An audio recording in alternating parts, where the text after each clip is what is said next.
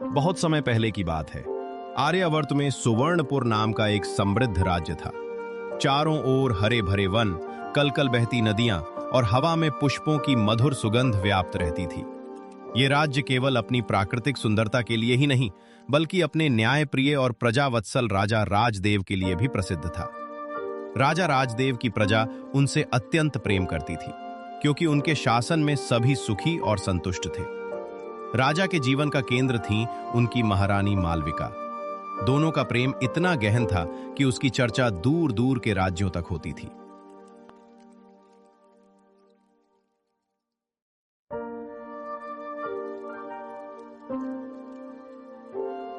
रानी कहाँ है? महाराज, रानी साहिबा अपनी सखियों से मिलने गई हैं। शीघ्र ही लौट आएंगी। उन्हें मेरा संदेश भिजवाओ कि उनका राजा उनकी प्रतीक्षा कर रहा है।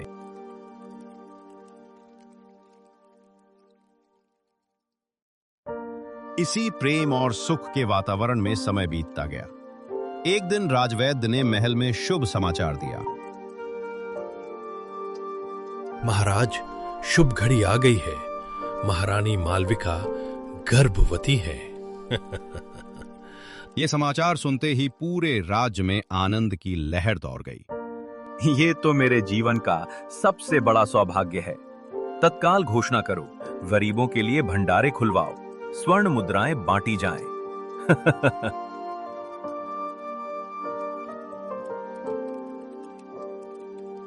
9 महीनों तक राजा ने महारानी की सेवा में कोई कसर नहीं छोड़ी। दोनों ने मिलकर आने वाली संतान के लिए अनेक स्वप्न बुने। स्वामी, मुझे लगता है हमारी संतान हमारे प्रेम को नया अर्थ देगी। मालविका, तुम केवल मेरी रानी नहीं, मेरा जीवन हो।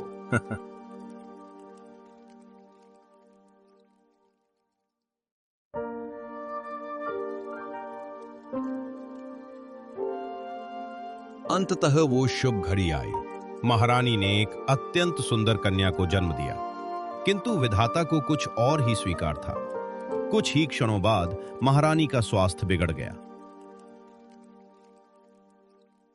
महाराज, हमने हर संभव प्रयास किया, पर महारानी अब इस संसार में नहीं रही। मेरी मालविका मुझे छोड़कर नहीं जा सकती। शोक ने राजा को विवेकहीन कर दिया। उनका क्रोध नवजात कन्या पर उतर आया। ये बच्ची अपशकुनी है, इसी के कारण मेरी रानी मुझसे छिन गई।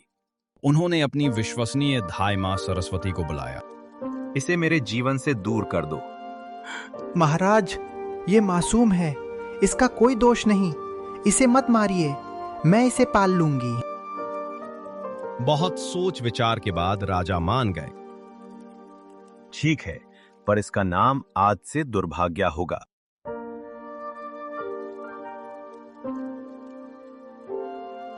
दुर्भाग्या महल में रही, पर एक दासी की तरह। उसे कोई सम्मान नहीं मिला, केवल सरस्वती का प्रेम मिला। वो शांत, सहनशील और कर्मशील बन गई।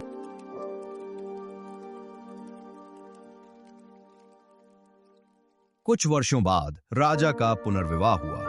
नई रानी चंद्रलेखा आई और उन्होंने एक कन्या को जन्म दिया। ये मेरी सौभाग्य की निशानी है। इसका नाम भाग्यश्री होगा।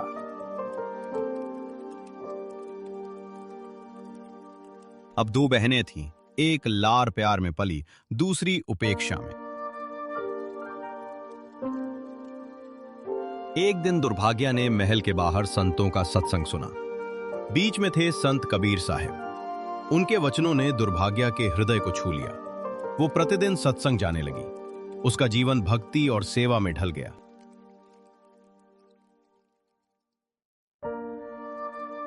जब दुर्भाग्या विवाह योग्य हुई, राजा ने कठोर निर्णय लिया। इसके लिए कोई अति निर्धन और अंधा वर खोजो।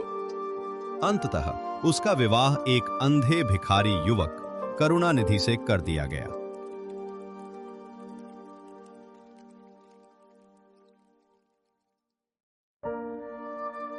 दुर्भाग्या ने अपने नए जीवन को भी सेवा मानकर स्वीकार किया। भूखी रहकर भी पति और सास को खिलाया।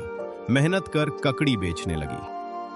एक दिन स्वयं कबीर साहिब भिक्षुक का वेश धरकर आए। बेटी, मुझे बहुत भूख लगी है। गुरुदेव, ये सब आपका ही है। आप ही मेरे पिता हैं। उसकी निष्ठा से प्रसन्न होकर कबीर साहिब ने उसे आशीर्वाद दिया। कुछ ही समय में झोपड़ी महल बन गई। करुणानिधि की आंखों की रोशनी लौट आई। अब वे भक्ति, सेवा और दान में जीवन जीने लगे। इधर राजा राजदेव का राज्य पतन की ओर गया। उन्हें अपनी भूल का एहसास हुआ। उन्होंने दुर्भाग्य से क्षमा मांगी। दूसरी ओर भाग्यश्री का जीवन भी दुखों से भर गया। बहन, कोई जन्म से अभागा या सौभाग्यशाली नहीं होता। ये सब कर्मों पर निर्भर करता है। शिक्षा। ईर्ष्या, अहंकार और तिरस्कार मनुष्य को दरिद्र बनाते हैं। सेवा, करुणा और निस्वार्थ कर्म ही सच्चा सौभाग्य देते हैं। ओम।